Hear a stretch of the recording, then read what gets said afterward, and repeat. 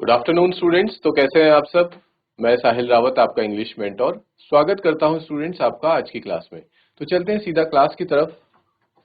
और आज की क्लास में बच्चों, कल हमने एक्सट्रैक्ट 1 देखा था, आज हम सेकंड एक्सट्रैक्ट को देखेंगे और इसके क्वेश्चंस को डिस्कस करेंगे। तो सेकंड एक्सट्रैक्ट क्या कहता है? I decided to that I want to learn the Kannada alphabet. ठीक है, यहाँ पे जब दादी डिसाइड कर लेती है, वो उस वाले एक्सट्रैक्ट की ये सारी बात हो रही है। और फिर कहाँ पे खत्म होता है? For a good cause if you are determined you can overcome. वो कहती है जब ऑथर उन पे हंसती है कि आप अब सीख कर क्या करेंगे और कैसे सीखेंगे इस एज में। तो दादी ये कहती हैं कि अगर आप डिटरमाइन हो तो आप सारे ऑब्स्टेकल को ओवरकम कर सकते हो। आई विल वर्क हार्डर, मैं बहुत मेहनत करूंगी और मैं करके रहूंगी। For learning there is no age bar. और ये कह के उस एक्सट्रैक्ट को खत्म करती हैं। ठीक है, तो अब इसके क्वेश्चंस को देखते हैं बच्चों सीधा। फर्स्ट क्वेश्चन है आपके सामने, what does the grand mother's statement I want to be independent reveal about her character. ये जो स्टेटमेंट है विच सेज कि मैं इंडिपेंडेंट होना चाहती हूं, ये उनके कैरेक्टर के बारे में क्या बताती है? हमें हमें इससे क्या पता चलता है दादी के बारे में? तो ऑप्शन है आपके सामने। She want to be liberate, to literate, कि वो लिटरेट होना चाहती थी। शी डिजायर सेल्फ सफिशिएंसी, कि वो सेल्फ सफिशिएंट होना चाहती थी। सेल्फ सफिशिएंट का मतलब है बच्चों यहाँ पे इंडिपेंडेंट, कि वो इंडिपेंडेंट होना चाहती थी।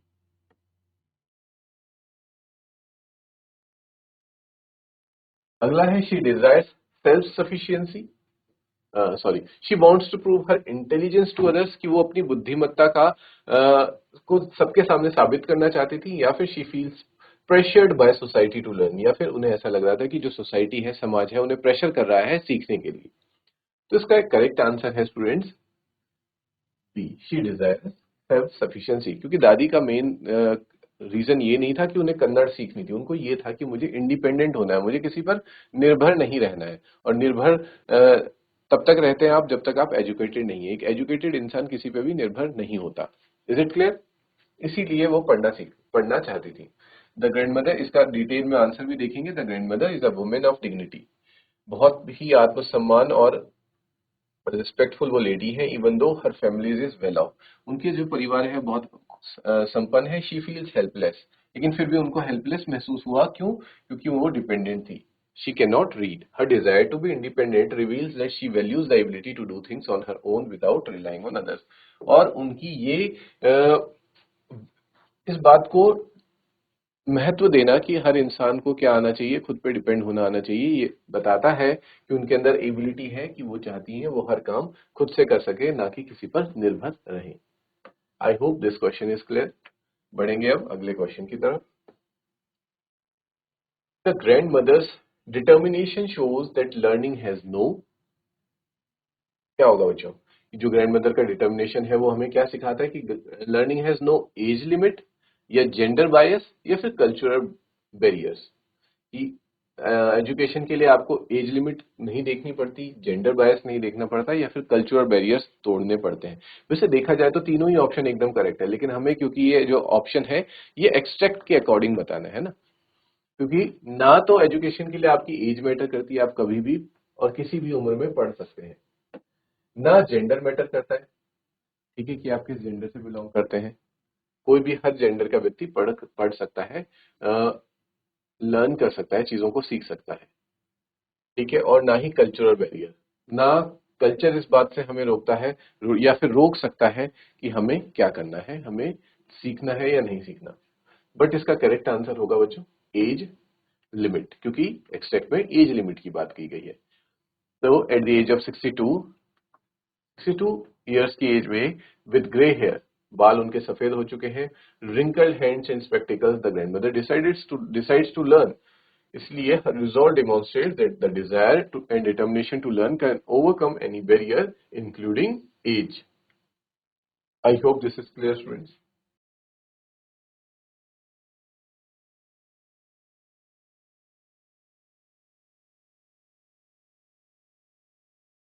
अगला आता है students, the narrator laughs at her grandmother's decision to learn the alphabet at the age of 62 because, ठीक है, अब यहां से हमारे एमसीक्यू क्वेश्चंस फिनिश होते हैं और यहाँ पे सब्जेक्टिव क्वेश्चंस आते हैं।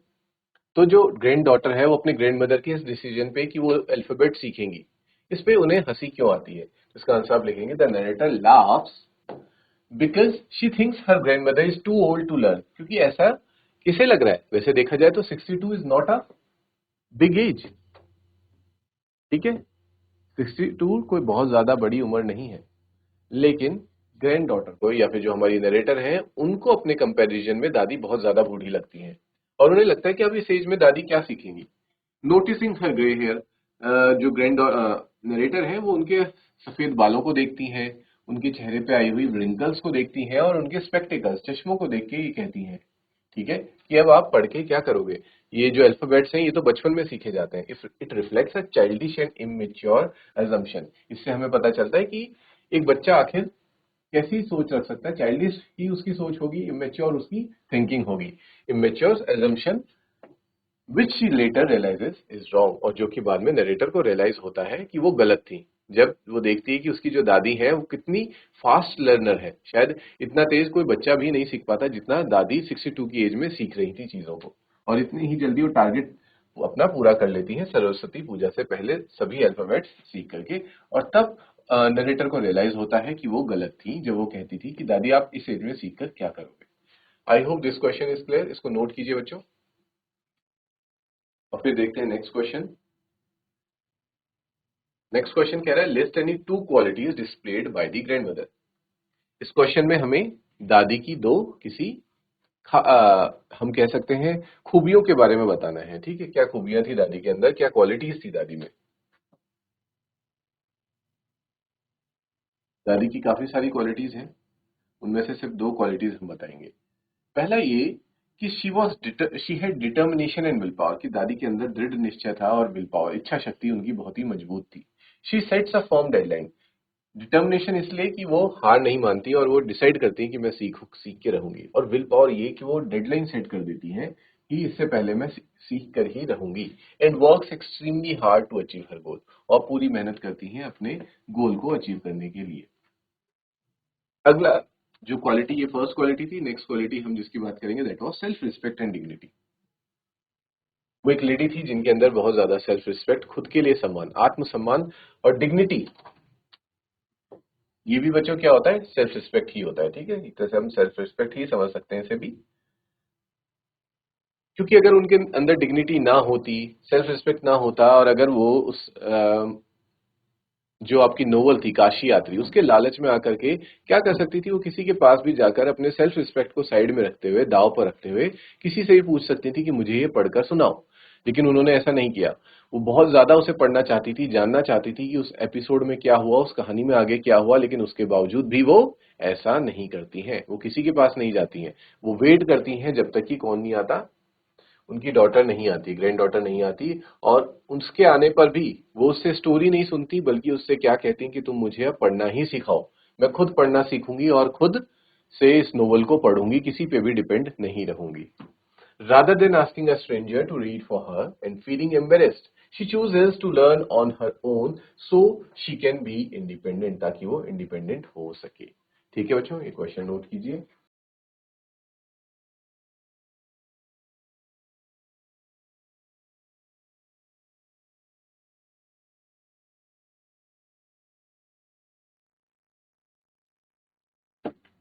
नेक्स्ट क्वेश्चन पे चलते हैं बच्चों।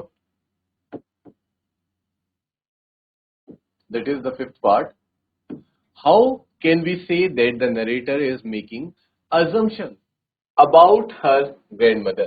हम ये कैसे कह सकते हैं कि जो नरेटर है वो अपनी ग्रैंड मदर के बारे में assumptions लगा रही है, ठीक है। इसका आंसर होगा नरेटर assumes, वो assume करती है कि that her 62-year-old grandmother cannot learn। ये उसका assumption ही था ना, कि उसे अपने मन में सोच लेती कि मेरी ग्रैंड मदर जो है वो 62 ईयर्स की है और वो शायद नहीं सीख पाएंगी। Judging her by grey hair, वो उसको जज करती है उनके ग्रे हेयर से, रिंकल्स देख करके और स्पेक्टिकल्स देख करके। This proves wrongs when grandmother successfully learns to read through determination. और ये जो उसकी सोच थी ये कब गलत साबित हो जाती है? जब दादी अपनी डिटर्मिनेशन के दम पर पढ़ना सीख जाती है। Is it clear? अब आते हैं बच्चों नेक्स्ट क्वेश्चन पे। ठीक है, ये एक्सट्रैक्ट बेस्ड क्वेश्चन हमारे यहाँ पे फिनिश हुए। अब बढ़ेंगे नेक्स्ट क्वेश्चन की तरफ। Answer the following questions. इसमें फर्स्ट क्वेश्चन है, why do you think the grandmother felt embarrassed to ask someone else to read to her while the narrator was away? कि आपको ऐसा क्यों लगता है कि जो ग्रैंडमदर है उनको किसी और से पूछने में कि वो उसे पढ़कर सुनाए, इसमें एम्बेरेसमेंट क्यों फील हुई होगी? The grandmother felt embarrassed because she valued self respect, क्योंकि उनके लिए सेल्फ रिस्पेक्ट बहुत जरूरी चीज थी, एंड इंडिपेंडेंस, और स्वतंत्र रहना, किसी पे निर्भर ना रहना। क्योंकि अगर वो किसी और से जाकर के पूछती कि उन्हें पढ़ के सिर्फ सुनाए, तो इससे क्या होता, बाकी लोगों में, गांव के लोगों में गलत मैसेज जाता कि इनकी दादी को पढ़ना भी नहीं आता। ठीक है, इसलिए वो अपनी सेल्फ रिस्पेक्ट को बचाती है। Asking others to read would make her seem helpless, क्योंकि अगर वो दूसरों से पूछेंगी तो सबको लगेगा कि ये तो बहुत ही ज्यादा हेल्पलेस महिला है। डिस्पाइट बीइंग वेल ऑफ, इतने अच्छे परिवार से आने के बावजूद भी इसे पढ़ना नहीं आता। She felt her inability to read was a personal weakness, उन्हें लगा कि जो मैं, मेरी ये नाकाबिलियत है कि मैं पढ़ नहीं सकती, वो एक तरह से क्या है, मेरी मेरी वीकनेस है, मेरी कमजोरी है, and did not want to show it, और इसलिए वो अपनी इस कमजोरी को दूसरों को नहीं दिखाना चाहती थी। Reflecting her pride and dignity, और ये चीज क्या दिखाता है, उनकी खुद के प्रति जो प्राइड है और डिग्निटी है, ये उसको दर्शाता है। Is this clear?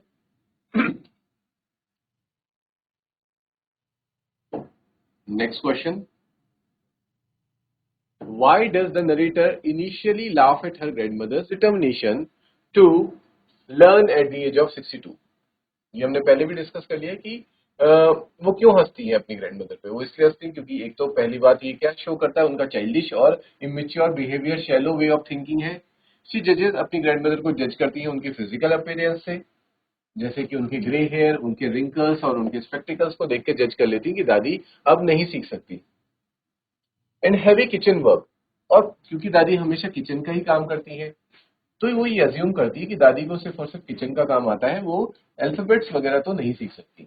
Letter she realises this assumption was wrong, और लास्ट में नरेटर को रियलाइज हो जाता है कि जो उनकी अजम्पशन थी, ये धारणा थी अपनी दादी के प्रति, वो गलत थी।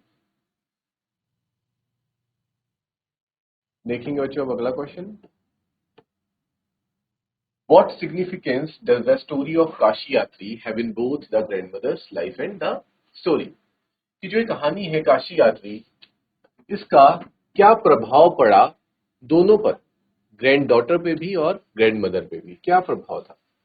तो Kashi Yatri is the centre to the story in several ways. Kashi Yatri इस पूरी कहानी के क्या है, मध्य में है, एकदम मिडल में है, और इसी को पूरी सारी कहानी इसके अराउंड ही रिवॉल्व कर रही है। देखते हैं कैसे। The grand mother connects deeply, क्योंकि जो ग्रैंड मदर है वो खुद को इस कहानी की ओल्ड लेडी प्रोटैगनिस्ट से क्या कर चुकी है, बहुत ही डीपली कनेक्ट कर चुकी है, making her eager to follow every episode, और इस वजह से वो इतनी ईगर हो जाती है कि वो हर एपिसोड की कहानी जानना चाहती थी।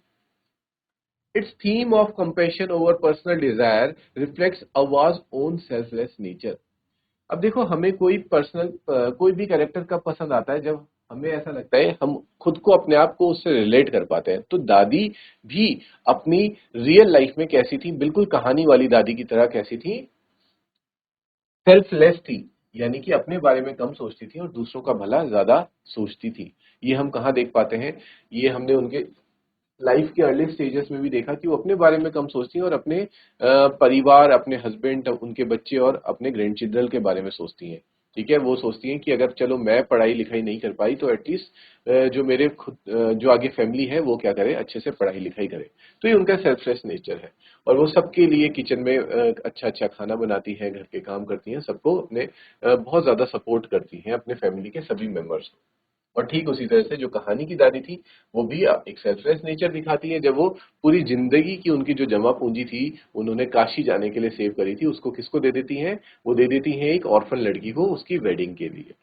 तो इसलिए जो कहानी की दादी से हमारी जो दादी है, नरेटर की जो दादी है, वो अपने आप को बहुत ज्यादा कनेक्ट कर लेती है। Missing an episode when the narrator is away becomes the turning point, motivating her to learn to read. और उनकी कहानी में, उनकी जिंदगी में टर्निंग पॉइंट कब आता है, जब एक एपिसोड उनसे मिस हो जाता है, जब ऑथर वेडिंग के लिए किसी दूसरे गांव में जाती है, और वो अपने आप को, खुद को इतना लाचार महसूस करती है कि सामने होते हुए भी, मैगजीन के सामने होते हुए भी उस एपिसोड को नहीं पढ़ पाती है। ये था बच्चों उनकी लाइफ का टर्निंग पॉइंट, वो मोड़ जहां से वो पढ़ना सीखती है।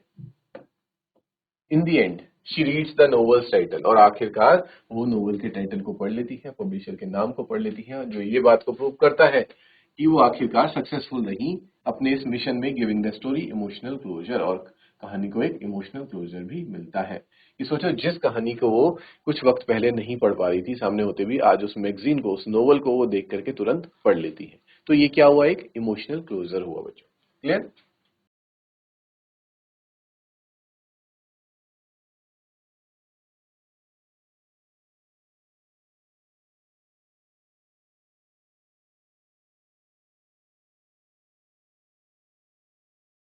अगला क्वेश्चन देखेंगे स्टूडेंट्स अब। What does the grandmother's desire to learn the Kannada alphabet reflect about her? कि जो उनकी डिजायर थी ग्रैंड मदर की कि उन्हें कन्नड़ अल्फाबेट सीखने थे, ये उनके बारे में क्या बताते हैं?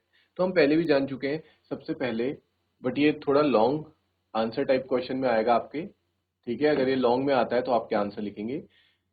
इस बार आप डिटेल में आंसर्स देंगे। The grand mother desires to learn shows these qualities.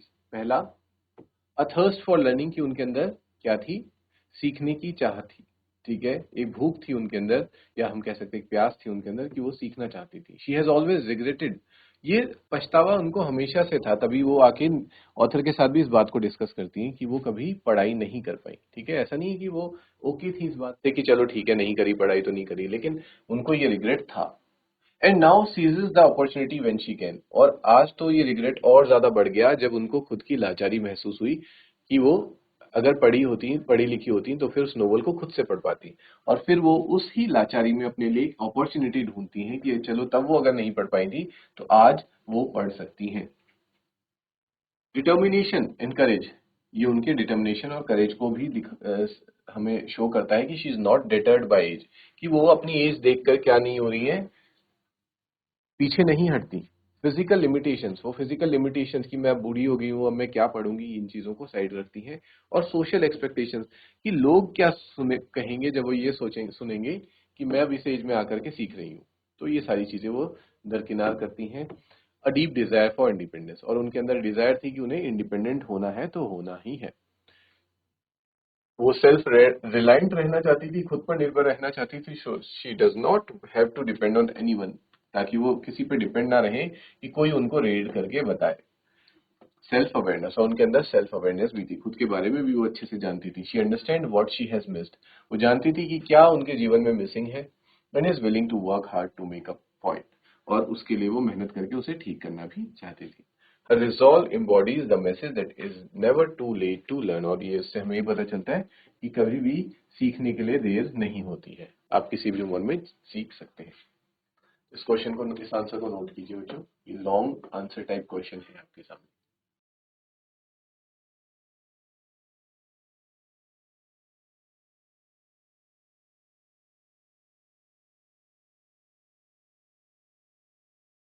अब अगले क्वेश्चन को देखेंगे।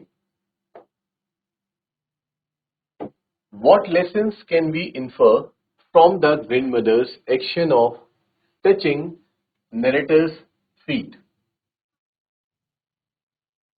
कि जो ग्रैंड मदर के जो एक्शन थे, क्या एक्शन, कि उन्होंने अपनी ही ग्रैंड डॉटर नरेटर के पैर छुए, इससे हम क्या क्या हम इन्फर कर सकते हैं, क्या हमें इससे पता चलता है? तो the grand mother's action of touching her grand mother's feet teaches us the following lessons, इससे हमें ये सब चीजें सीखने को मिलती है कि respect for teachers is Paramount, कि टीचर्स की रिस्पेक्ट करना क्या है, पैरामाउंट है, बहुत इंपॉर्टेंट है, और टीचर्स की रिस्पेक्ट होनी ही चाहिए। The grand mother makes it clear she is not touching the feet of her grand daughter, कि वो अपनी ग्रैंड डॉटर के पैर नहीं छू रही, बल्कि वो अपनी ग्रैंड डॉटर के रूप में जो उनकी टीचर है उसके पैर छू रही हैं, because of the because showing respect to the post of the teacher. This reflects the Indian tradition. ये भारतीय संस्कृति है जो ऑनर करती है गुरु और शिष्य की परंपरा को। गुरु रिगार्डलेस ऑफ एज, चाहे गुरु की उम्र कोई भी हो या आपका उससे रिलेशनशिप कोई भी हो, वो बाद में आता है। सबसे पहले अगर वो आपका गुरु है तो आप उसके पैर छुएंगे, भले ही वो छोटा है या फिर आपसे बड़ा है। Is this clear? Humility in a great person, इससे ये भी पता चलता है कि दादी भले ही 62 ईयर्स ऑफ एज है, ग्रेट पर्सन है, लेकिन उनके अंदर अभी भी ह्यूमिलिटी है। ठीक है, 62 year old bowing to a 12 year old, 62 years age की महिला 12 साल की लड़की के पैर छू रही है, जो दिखाता है उनके अंदर की ह्यूमिलिटी को। ठीक है, और ग्रेटनेस ऑफ कैरेक्टर, उनका चरित्र कितना महान है। अगला है बच्चों, लर्निंग इरेजेस सोशल बैरियर्स, कि जो लर्निंग है वो जितने भी सोशल बैरियर्स है उनको हटाइट कर देता है। That suggest that in the realm of learning conventional social inheritance hierarchies of age and family role become secondary, कि जितने भी आपके फैमिली रोल है कि आपका किसी से क्या संबंध है, या फिर आप उम्र में उससे बड़े हैं छोटे हैं, ये सारी चीजें साइड बाद में आती हैं। पहले क्या आता है, लर्निंग आती है बच्चों। ठीक है, गुरु और शिष्य के बीच का रिश्ता आता है। ग्रेटिट्यूड मस्ट बी एक्सप्रेस, कि अगर आप किसी के प्रति ग्रेटिट्यूड फील कर रहे हैं तो उसको क्या करना चाहिए, एक्सप्रेस करना चाहिए। जैसे दादी अपनी ग्रैंड डॉटर के लिए ग्रेटिट्यूड फील करती थी कि उसके बदौलत वो सीख पाई, तो उस ग्रेटिट्यूड उसको वो एक्सप्रेस करती हैं। ठीक है, the grand mother feels deeply grateful and expresses it in the most sincere ways, यही सबसे सिंसियर तरीका था कि वो उसके पैर छू करके अपने ग्रेटिट्यूड को सामने एक्सप्रेस करती हैं अपने टीचर के सामने। I hope this question is clear. देखेंगे next question. What does the following line tell us about the broader theme of the story? और लाइन क्या है, for a good reason cause if you are determine you can overcome any obstacle. जो ये line है ये आखिर क्या चीज हमें बताती है, स्टोरी की कैसे थीम को कैसे समझाती है। तो this line highlights the theme, ये जो लाइन है ये थीम को हाईलाइट करती है कि डिटर्मिनेशन, सबसे इंपॉर्टेंट चीज इसमें हमें डिटर्मिनेशन के बारे में भी बताया गया है कि डिटर्मिनेशन आपके पास है तो आप किसी भी चैलेंज को ओवरकम कर सकते हैं, चाहे आपकी एज कुछ भी हो या फिर कोई भी लिमिटेशंस आपके सामने हो। The grandmother's decision to learn reading at 62 and succeeded before Dussehra proves, और उनका इस बात का डिटर्मिनेशन लेना, कमिटमेंट लेना और उस पर सक्सेस पा लेना इस बात का प्रूव है। ठीक है, it shows that education is for everyone, education जो है वो हर किसी के लिए है, और इस तरह के ऑब्स्टिकल्स जैसे कि एज, लैक ऑफ टाइम, ये क्या किए जा सकते हैं, ओवरकम किए जा सकते हैं with strong motivation. Is this clear?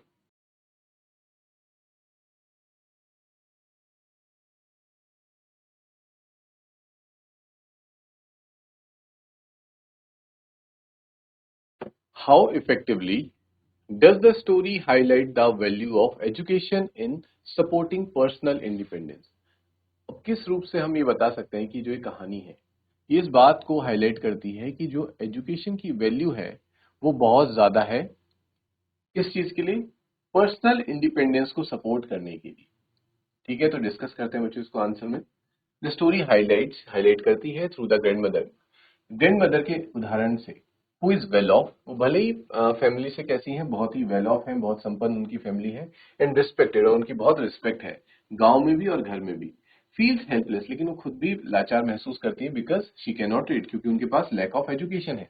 She realizes money can not replace the independence, वो इस बात को रियलाइज करती है कि चाहे आपके पास कितना भी पैसा हो, लेकिन पैसा इंडिपेंडेंस को रिप्लेस नहीं कर सकता। इंडिपेंडेंस के लिए आपको क्या चाहिए, लिटरेसी चाहिए ही चाहिए। ठीक है, आपको पढ़ा लिखा होना बहुत जरूरी है। अनेबल टू रीड, अगर आप अनेबल है पढ़ने के लिए तो आपको लोगों की हेल्प लेनी ही पड़ेगी। शी फील्स डिपेंडेंट, और इसलिए वो डिपेंडेंट फील करती थी, बट वंस शी लर्न्स, लेकिन जब वो पढ़ना सीख जाती हैं, reading the books titles herself symbolizes her new found independence, कि वो बुक की टाइटल को रीड कर लेती हैं, ये दिखाता है, दर्शाता है इस बात को कि अब उनको इंडिपेंडेंस मिल चुकी है। Shows that education is true freedom, कि एजुकेशन ही अपने आप में पूर्ण और असली स्वतंत्रता। ठीक है बच्चों, नोट कीजिए क्वेश्चन।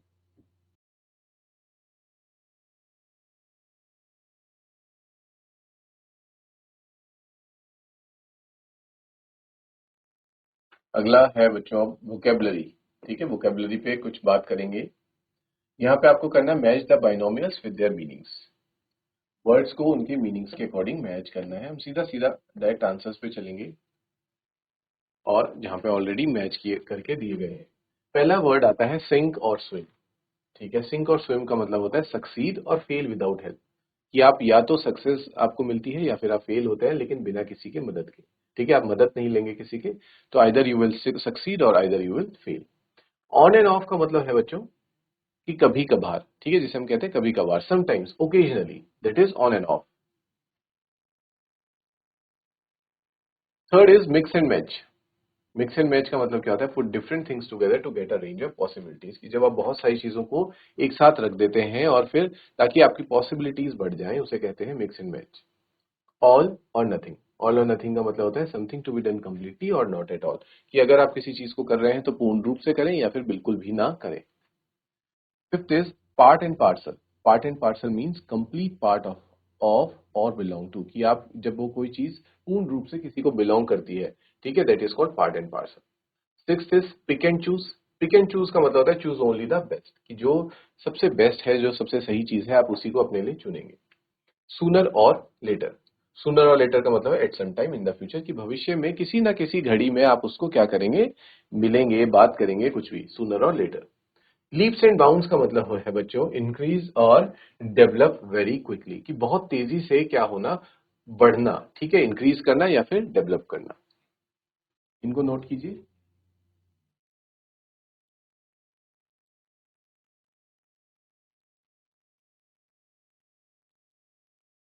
ओके स्टूडेंट्स, सो आज की क्लास में इतना ही रखेंगे। बाकी क्वेश्चंस हम डिस्कस करेंगे नेक्स्ट क्लास में। Till then take care, have a good day and thank you students.